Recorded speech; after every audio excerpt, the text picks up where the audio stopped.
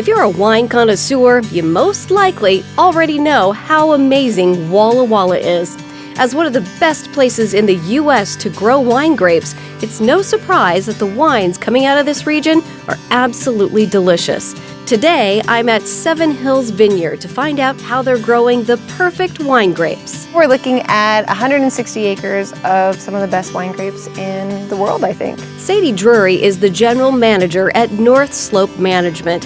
Here in the Walla growing area, winemakers of all kinds take pride in making their vineyards perfect in every way. Walla in particular is such a special space to grow grapes. We do Syrah really well, we do Cab really well, we do Merlot really well, and a lot more. But growers like Seven Hills are taking things up a notch. They're involved in a program called Sustainable Walla, focusing on making sure that Washington's vineyards are good for more than just growing wine grapes. Sustainable Walla is really an awesome program. It focuses really heavily on all three pillars of sustainability, not just one. So that's taking care of your land, which means doing what's best for the environment, taking care of your people, so the people who work in the vineyard and the people who visit the vineyard, and then taking care of the business. So it's having a business plan that's going to allow the vineyards to have longevity. One of the ways they take care of the vineyard is how they control pests. Viticulturist Monique Ortiz is hands-on in the orchard every day, checking the health of the plants and making sure pests are being managed without the use of chemicals whenever possible.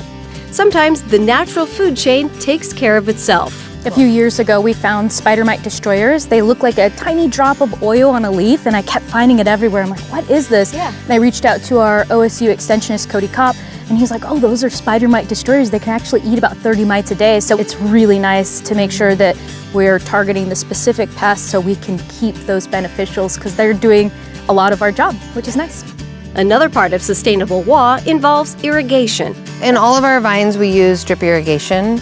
This is the best way to irrigate grapevines because you have the least amount of water waste. It's really important to us to continue with drip irrigation and to manage our water responsibly because it is truly the most precious resource we have.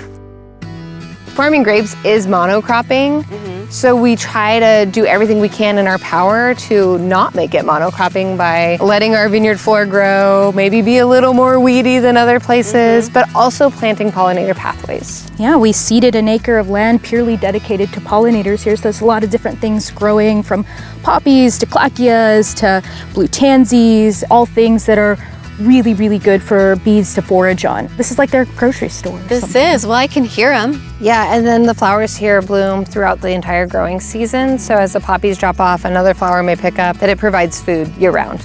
It's kind of part of the bigger picture, not just specifically for growing grapes, but for the ecosystem itself. And it's pretty. It's really beautiful, absolutely. Yeah, it's really beautiful. I feel like we should be frolicking or something. Go ahead and frolic. Frolic, go ahead. I think that being Sustainable Walla shows consumers and the public that we really care about our people in Washington and our land in Washington. You can put that stamp on your bottle. It really is something that consumers can go online, learn about, something we can teach them about to show them that we're doing what's best for everybody.